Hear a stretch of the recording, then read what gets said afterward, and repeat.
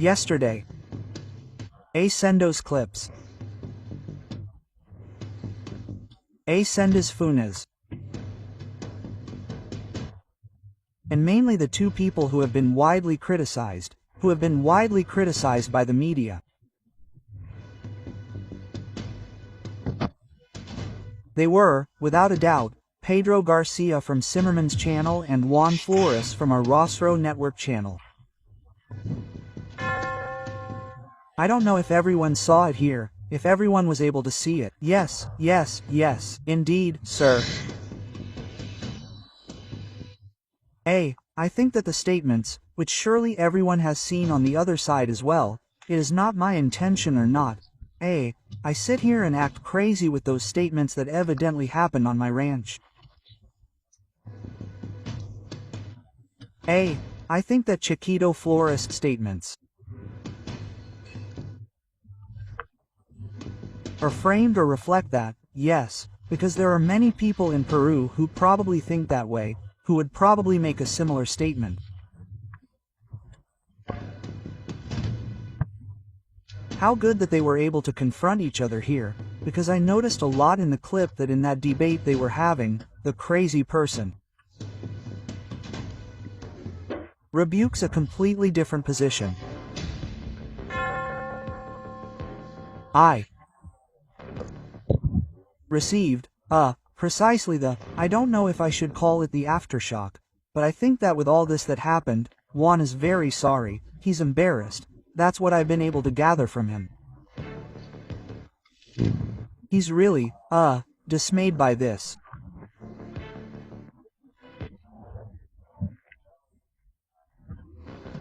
He received, through his colleagues, through me, let's say, the bond of giving him a hand since he recognized immediately after that he had screwed.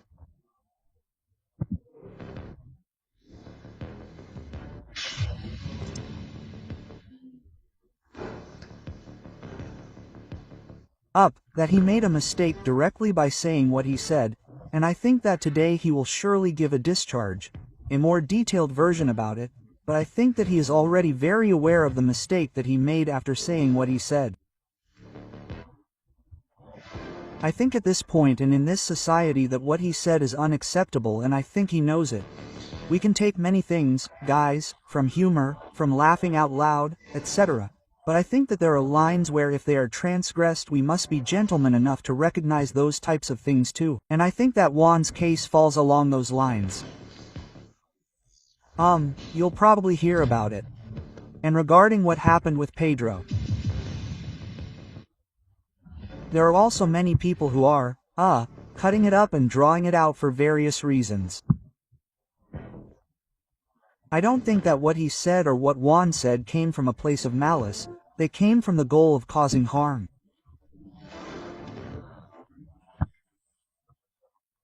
One probably comes from a style that is already criticized and the other comes more from ignorance, but it does seem to me that both of them yesterday had the opportunity to reflect deeply and to absorb a lot of what they were able to read and, to relearn some things.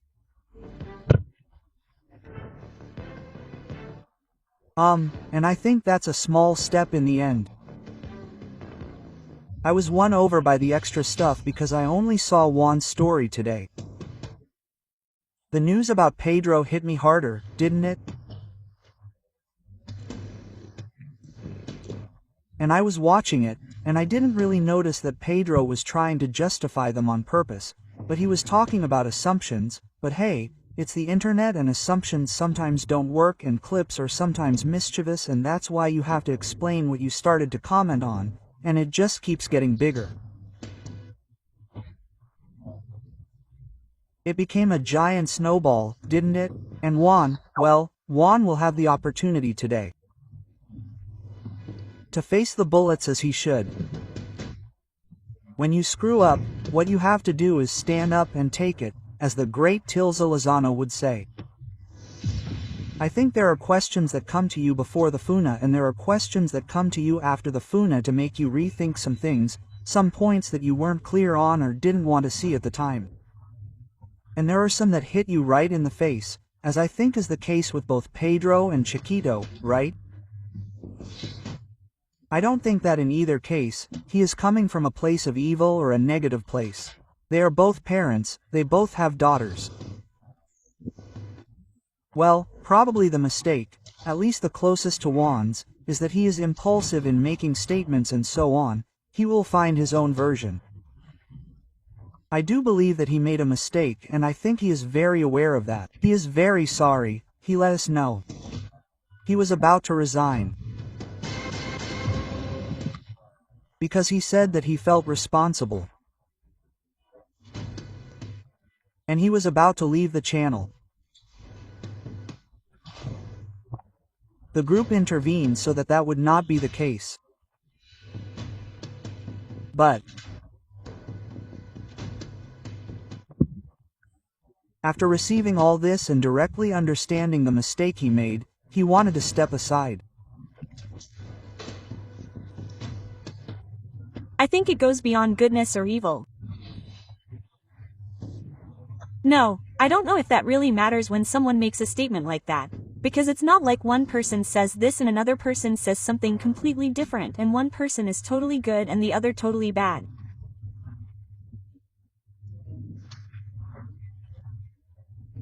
I think it goes a little further, and I think it serves as a learning curve, in addition to the responsibility one has when holding a microphone, as you say, how to differentiate between mockery or lighthearted comments, or let's say, in a situation as delicate as the one that is happening.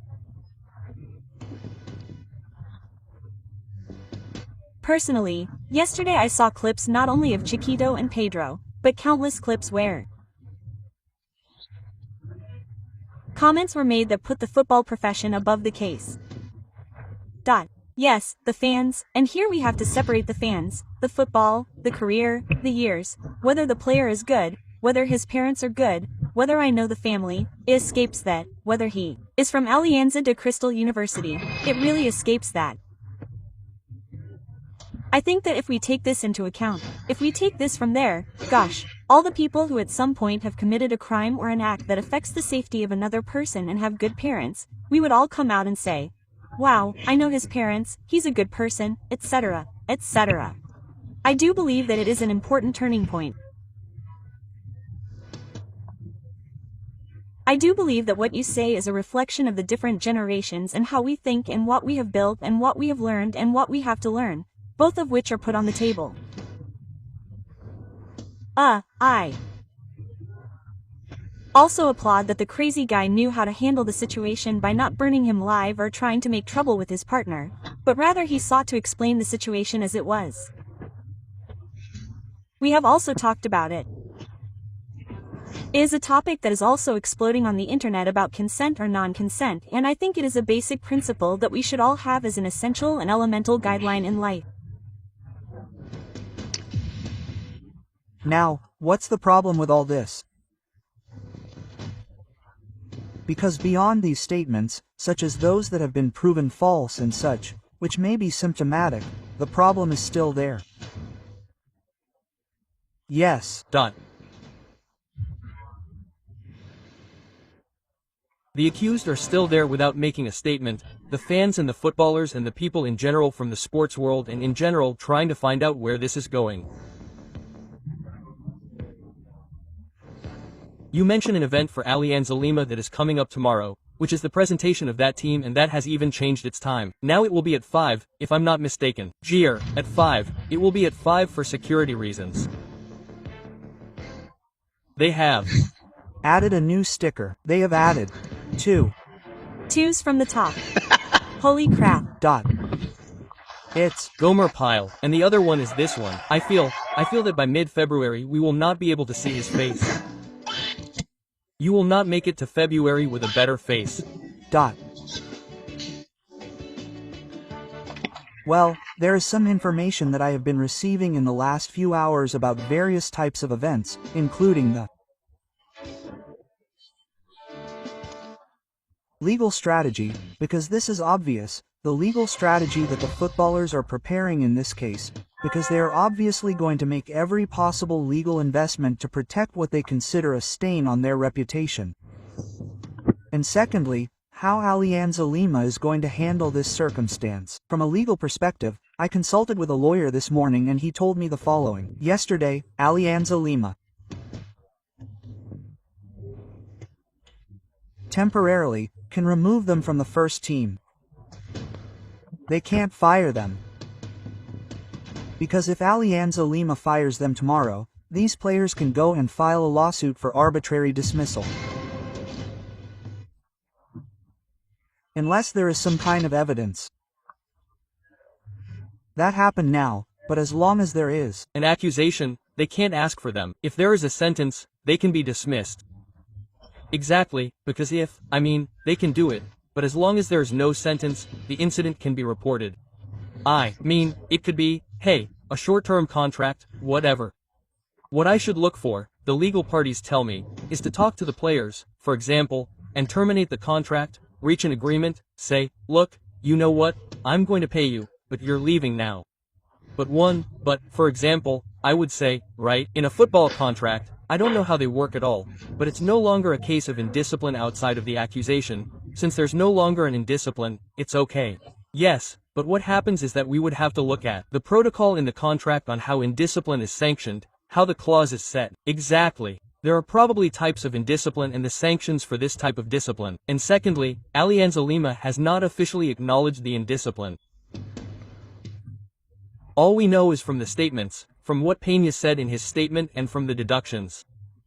Alianza Lima in Statement 3 separates him and such, but does not directly confirm that there were these indisciplines. Ta-da-da. At the beginning of the year, just when this new coach arrived, they said that everyone, and even Paulo Guerrero himself, had to sign a new contract or addendums to the contract where it indicated that there was a clause for indiscipline that in the event of indiscipline, they would be fired. Alianza could use that to separate and even fire its players. Right, what's more? Franco Navarro, father, just yesterday began to, let's say, shed some light on what would be indiscipline and so on. But there is no official statement where Alianza Lima takes action from that point of view and, even if there were, it would be necessary to recognize, according to contracts, what the types of indiscipline are, because for example, you can commit an indiscipline and this happens in many clubs in Europe. You are going to take a day off that you have to train, then you know what, you are going to pay, I don't know, in Europe it usually happens 10,000. That's your penalty for the indiscipline you've committed. Sure, or you know what, you won't play for 2 weeks, there's a suspension without pay, whatever. I think Navarro already claimed indiscipline. But that's why I was telling you, that doesn't justify it either or it doesn't mean, this means I'm going to kick you out. In any case, it gives you an argument, but it's not, final, let's say. Hey. Now in this that was circulating yesterday in Carlos Catalan says roar, now you're a contractor and for Fatima. When is your clause, baby so much that talks about? No, I didn't want to include that clause at that point. Legal already warned me that that clause had to be there and I didn't want to include that clause for anyone. Now you know. But now why not? What happens is that I always think of the best, but we would have to sign a debt if you want to include it now. Right? Because ours doesn't have one. How much do you think is the minimum? Welcome Maclacall. How much do you think? Okay. What do you think is the minimum amount a person should have? Let's say you sign a contract with Rory, and I don't know, Maria Pia comes along and tells you, Dad, break her hand, but it's a house for your parents. Oh, break her hand. Don't tell me that. I'm gone. No, but I'm asking you, there's no one in Cal. She already told me, she was already thinking about it. Of course, only the toad stayed. She was thinking about it. Goodbye. But the question is, if you signed for a year. How long do you think is the minimum you should have stayed to then say, I'm leaving? 3 months. 3 months, that is, a third of the contract. A quarter of the contract. Yes, in radio it's a month. In radio it's a month. A month. Well, in radio. You have to give a month's notice if you intend to go somewhere else. And what happens if you leave within that month? The 2 weeks. In the end, almost the vast majority of signed agreements can also be handled verbally, right? You can talk to your direct boss. And there are people who tell you exactly what you think, right? Oh, man, I'm going to keep this guy for a month and he's going to be looking like an idiot for a month, so it's better if I don't have him here, of course. Also, imagine if someone proposed to me. I said, no, we have to wait until April. Maria Pita. Wait, in April. In April? What? Maria Pita. Hold on. Quote, I tell him, Arl, April, Pebrero and Akonga. He tells me, hey, until the 15th. Sure, you go out, you're left without Sog and without Goat. Mother, I'm F ******ing. Sorry, I've already seen your intentions. No, but you would sign my little finger in. And the last thing I'll tell you is, but it's a little finger that now I have a new sentence. Talk to my legal area. Well, he's cautious. Yes. And this in the lawyer of the red arrow that I'm paying with Instagram stories. Oh, yeah. But it's a little finger where if you sign for a year you have to close at least 10 months. Oh, that's a lot. It's a lot, isn't it? 10 months is unfair. I think 3 months. How much does that seem fair? To me, 3 months, 6, half of the contract, he says. Yeah, 4, half would make sense. Good Tony, good Tony, good. 4, good Tony. 4 for okay, take 3, 4, what do you think? Take 3 and block 2 and I'll sign for you. But from now on, 3 of force majeure. Well, the factorist says, well, Kodosco, I don't know what kind of lawyer you hire, but it costs more. They are players with multiple indiscipline and there is always a clause of multiple faults and better pay me for that, he says. Yeah, do you wanna play? I mean, throwing away your factor is being funable, he says here. Hey. Listen, they had thrown bots at us. Oh, I'm upset. Yesterday today. Right now, but. How cheap. But they're already gone. Let them go. Envious. On the other side. Yes, they're envious. I was going to show them a photo of this one. Testing. Oh, you know what they're doing. Oh, they're testing bots somewhere else. The other day they also threw bots at UA. The other day. At UA? How much? What they did. Yesterday, that. Is, they rehearsed, they tested a bot and said, oh yeah, it's working fine. Quote. Oh. And what's coming? There, of course. There are channels that can't afford to start off on a low note, well. Yes, because you say this is going to happen. Because, apart from the famous, what will the brands say now? What will people say? And, I've also seen the great Tonelli, right? Who started out doing that and they accused him of having like 100k. They accused him, he didn't have 100k fake. Yes, I've seen. Some of these media kits now and I say that the program hasn't even come out and by Wednesday what they charge. I say, wow, the one that was presented yesterday, right? Quote, oh, yes. Yesterday, Satellite, the SEAL channel, to whom, I'll take this opportunity again, Jefferson Augustine Farfan Guadalupe. I'll open it again and extend my hand so that we can meet with you and TK. Second invitation. I'm going to do it 3 times live. This is the 2nd time. I hope they answer my humble request. No, the thing is that they didn't make clips of the previous one. Under my eyes. Sure. Sure, your eyes too. I hope this one can happen. We can get together, we can chat, eat some waffles and talk about the past, the present and the future. In the best possible way. And if it doesn't happen, I'll assume that there's no interest. And that's fine. We were talking about the announcement yesterday of a sports program on Satellite and I mention it clearly because there's a former RORO network presenter on it, right? Oh. Yes, there's a sports program that starts, if I'm not mistaken, at 9:30 in the morning. Correct me, Gomer Pyle. Yes, this one is at 9:30 in the morning. What happened? I love Jeffers' look, he always comes out with a cap and sunglasses.